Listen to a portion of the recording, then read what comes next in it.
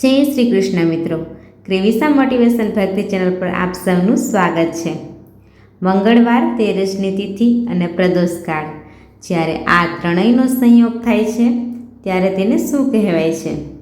અને શું તમે જાણો છો કે ભૌમ પ્રદોષને ભગવાન શિવની સાથે મંગળ અને હનુમાનજીની ઉપાસના સાથે પણ કેમ જોડવામાં આવે છે? તો મિત્રો, 25 ઓગસ્ટ 2026 મંગળવારના દિવસે શ્રાવણ સુદ તેરસ છે અને આ દિવસે ભૌમ પ્રદોષ વ્રત રાખવામાં આવશે। પરંતુ ભૌમ પ્રદોષ માત્ર જાણવાનો તહેવાર નથી।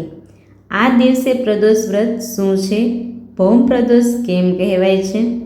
કર્જ અને જીવનની મુશ્કેલીઓ સાથે તેની માન્યતા શું છે?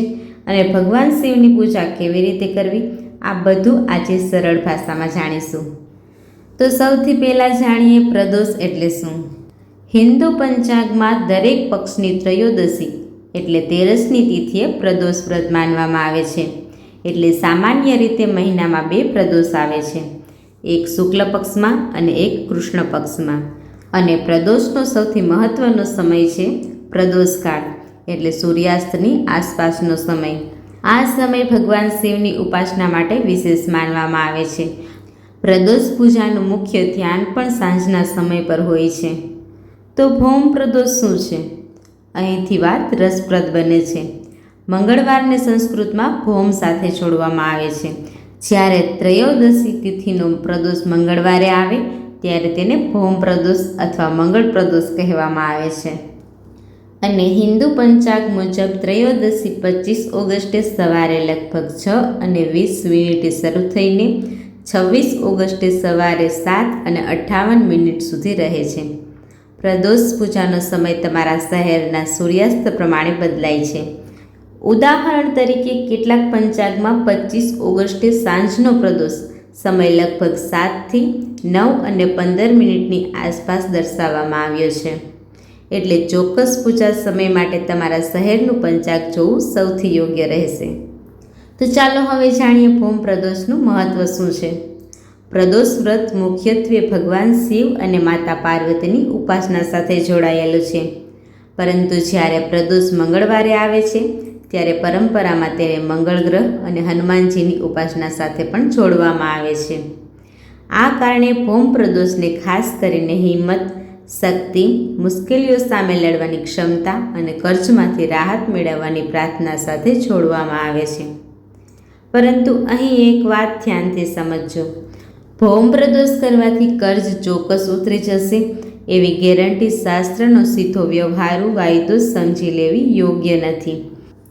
કર્જ મુક્તિ સાથે જોડાયેલી વાતો ધાર્મિક માન્યતા અને પરંપરાગત ઉપાસના તરીકે સમજવી જોઈએ। સાથે સાથે પોતાની આર્થિક પરિસ્થિતિ સુધારવા માટે યોગ્ય આયોજક અને મહેનત પણ એટલી જ જરૂરી છે। તો હવે જાણીએ આ પ્રદોષ વ્રતમાં હનુમાનજીની ઉપાસના શા માટે કરવામાં આવે છે। મંગળવાર ભગવાન હનુમાનજીની ભક્તિ માટે પ્રસિદ્ધ છે। એટલે ભૌમ પ્રદોષના દિવસે ઘણા ભક્તો ભગવાન શિવ સાથે હનુમાનજીનું સ્મરણ અને પૂજન કરે છે।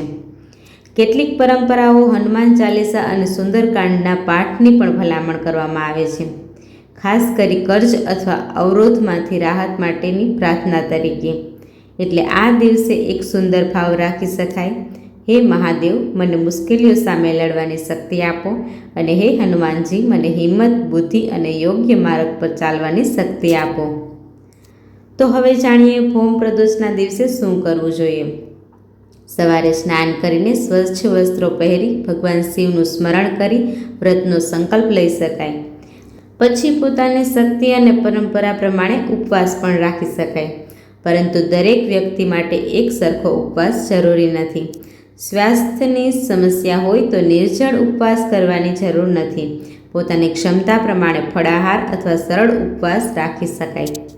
સાંજે પ્રદોષકાળમાં ભગવાન શિવને જળ અર્પણ કરો, બીલીપત્ર ચડાવો, ફૂલ અર્પણ કરો, દીવો પ્રગટાવો, ઓમ નમઃ શિવાયનો જાપ કરો। પોતાની પરંપરા પ્રમાણે પ્રદોષ વ્રત કથા સાંભળો અથવા વાંચો। પ્રદોષ પૂજામાં શિવલિંગ પર જળ અભિષેક કે બીલીપત્ર અર્પણ કરવાની પરંપરા પણ જોવા મળે છે। અને જો ભક્તિપૂર્વક શક્ય હોય તો પછી હનુમાનજીનું સ્મરણ અથવા હનુમાન ચાલીસાનો પાઠ પણ કરી શકાય। હવે સૌથી સુંદર વાત, ભૌમ પ્રદોષ આપણને માત્ર કર્જમાંથી મુક્તિની પ્રાર્થના નથી શીખવતો. આ દિવસ આપણને પૂછે છે, મારી મુશ્કેલી સામે હું કેટલો હિંમતવાન છું. ક્યારેક જીવનમાં કર્જ પૈસાનું હોય છે, પરંતુ ક્યારેક આપણે ચિંતા, ભય, ગુસ્સો અને નિરાશાના પણ કર્જમાં જીવતા હોઈએ છીએ. ભગવાન શિવની ઉપાસના આપણને શાંતિ અને સંયમની યાદ અપાવે છે, અને હનુમાનજી આપણને હિંમત અને ભક્તિની યાદ અપાવે છે. એટલે આ દિવસે માત્ર એક વસ્તુ માંગવાને બદલે એક પ્રાર્થના જરૂર કરજો. હે મહાદેવ, મુશ્કેલી દૂર થાય તે પહેલાં તેને પાર કરવાની શક્તિ મને આપજો. તો મિત્રો, 25 ઓગસ્ટનો ભૌમ પ્રદોષ માત્ર પંચાંગની એક તારીખ નથી.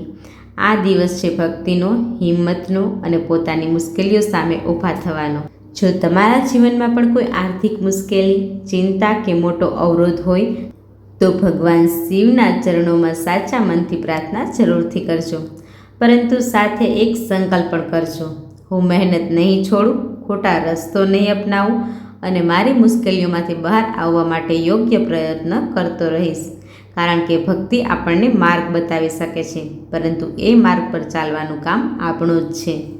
તો 25 ઓગસ્ટ ભૌમ પ્રદોષે ભગવાન શિવ અને હનુમાનજીના ચરણોમાં તમારી અને તમારા પરિવારની સુખ શાંતિ માટે પ્રાર્થના જરૂર કરજો. જો તમે પણ મહાદેવના ભક્ત છો તો વિડીયોને લાઈક કરો, તમારા સંબંધીઓ સાથે શેર કરો અને કોમેન્ટમાં ઓમ નમઃ શિવાય જરૂરથી લખજો. તો અત્યારે બસ આટલું જ. ફરી મળીએ આવા જ ભક્તિભર્યો વિડીયોમાં. જય શ્રી કૃષ્ણ. રાધે રાધે.